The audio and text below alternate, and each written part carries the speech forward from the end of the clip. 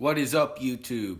First, I just want to thank everybody for the over the 200 subscribers that I got. I love you guys. I'm glad you're liking my videos. Keep continuing and sharing and getting my videos out there. Well, now I want to get into the topic about possible World War III breaking out between United States and North Korea.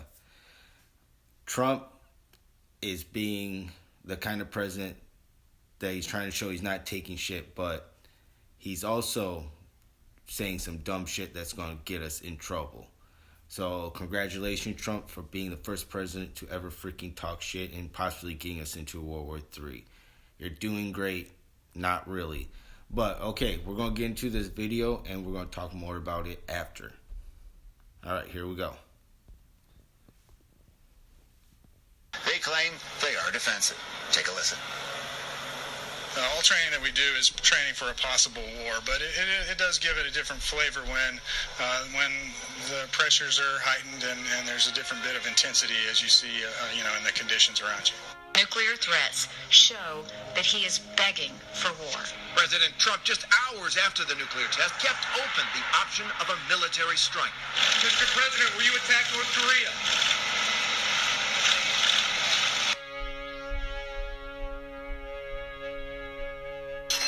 Peace and security in our world, and it is unacceptable that others financially support this criminal rogue regime.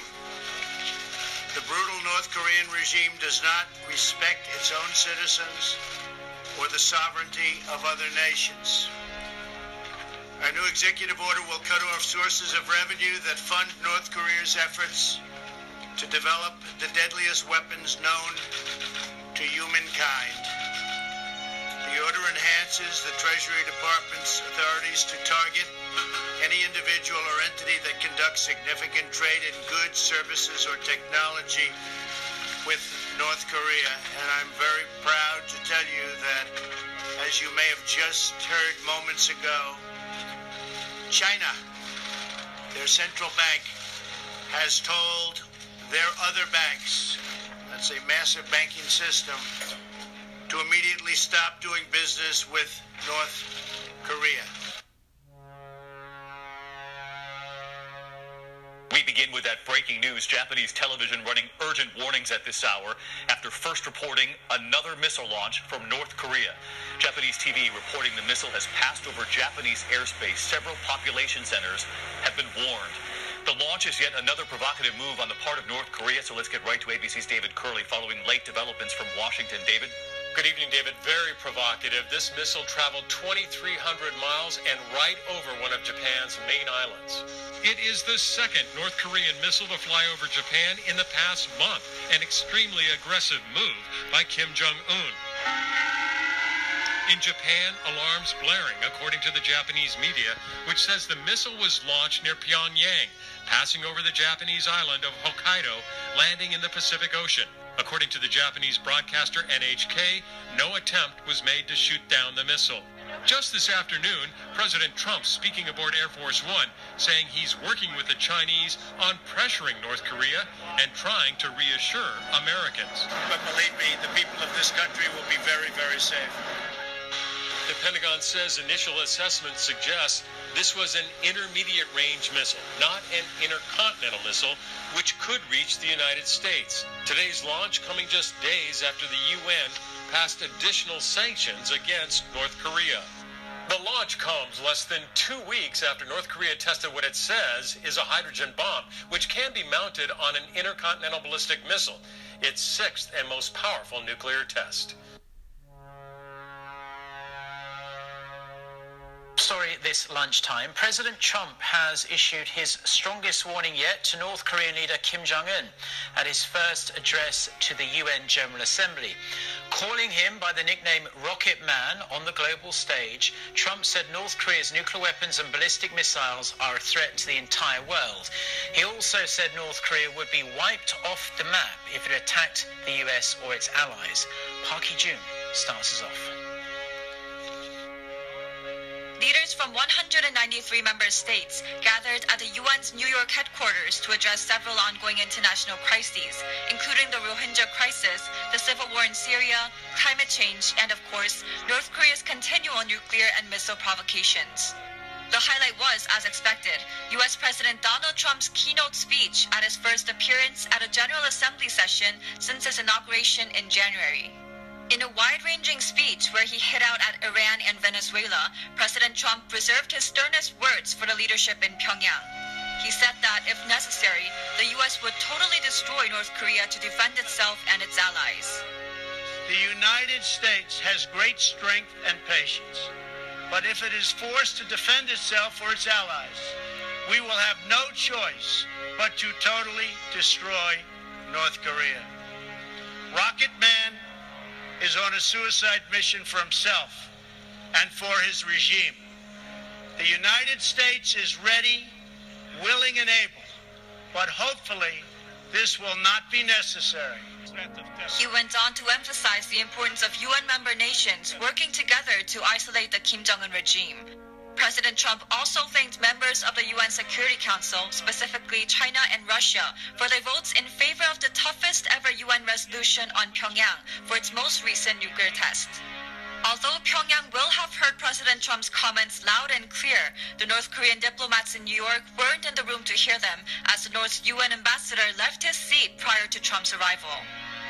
Following the speech, South Korea's presidential office issued a statement saying it's evident the new U.S. administration sees the North Korean nuclear issue as highly important.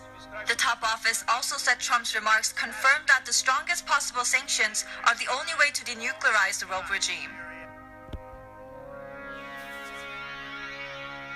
U.S. and South Korea are making absolutely sure that North Korea is aware of the kind of firepower they possess. There has been another demonstration just miles from northern soil. Senior Foreign Affairs correspondent Greg Palcott has some amazing images tonight from Seoul, South Korea. Due to the Asian time difference, most in Seoul, South Korea probably missed President Trump's strong pledge at the UN to destroy North Korea if it threatens its nukes. One South Korean analyst did tell us they were strong words and that Trump was playing a game of diplomatic chicken. In the North Korean capital of Pyongyang, the lights were no doubt burning late. Here's how one analyst imagines Kim Jong-un's take on President Trump's rhetoric. I bet you, as we speak, in Pyongyang, in North Korea, they're sitting around poring over Donald Trump's statements, trying to analyze, what does it mean? Is this guy nuts, or is he really going to do this? There is a lot of talk about possible war. In South Korea, they are practicing at it, just in case.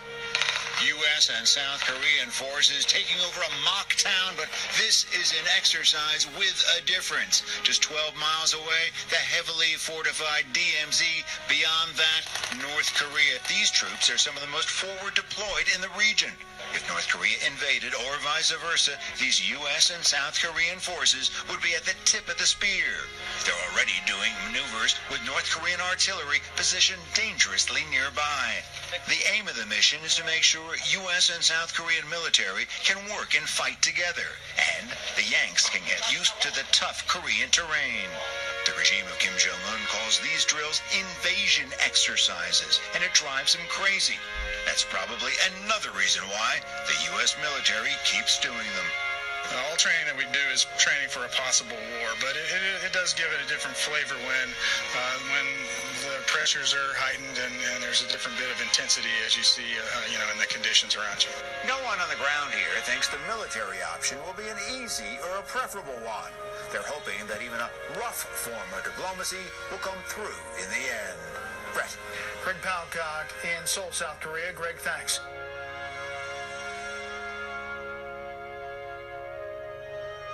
Now, following on the heels of President Trump's call for a sharp increase in military spending to deal with threats like North Korea, the U.S. Senate has approved a mammoth defense policy bill for 2018.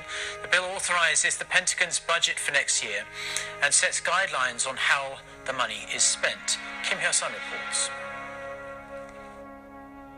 The U.S. Senate has overwhelmingly passed a roughly $700 billion defense policy bill for the next fiscal year, backing President Trump's call for a bigger and stronger military. The amendment to the National Defense Authorization Act, which authorizes an $81 billion on-year increase in defense budget, was passed with 89 votes in favor and just 8 votes against. The legislation includes an additional $8.5 billion allocation for the Missile Defense Agency to strengthen missile defense. It also includes the Pentagon's pledges to defend the Korean Peninsula through the deployment of the THAAD anti-missile system and a nuclear umbrella. In addition, the bill lays out Washington's plan to enhance its extended deterrence over its allies in the Asia-Pacific region, including South Korea and Japan, by mobilizing all military capabilities, including nuclear and conventional.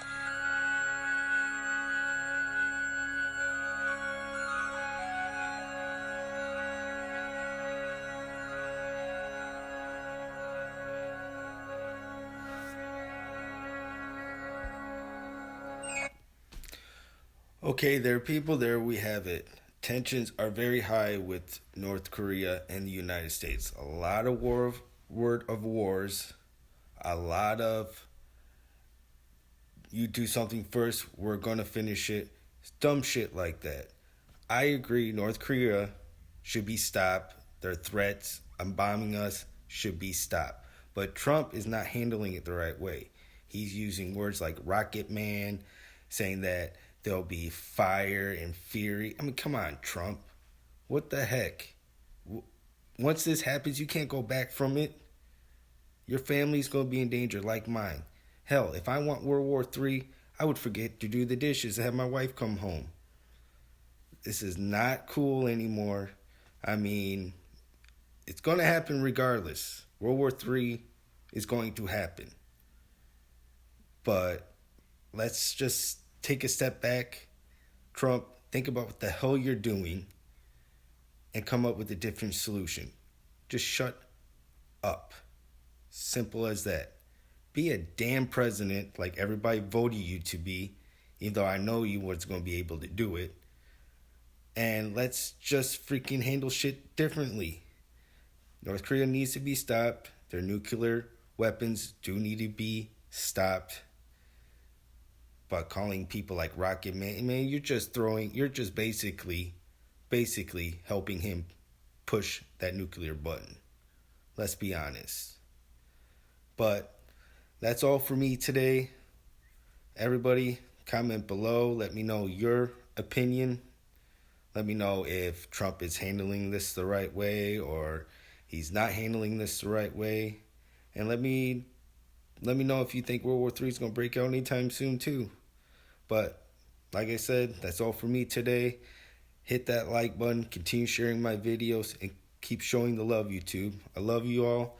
Y'all have a nice day. Peace out.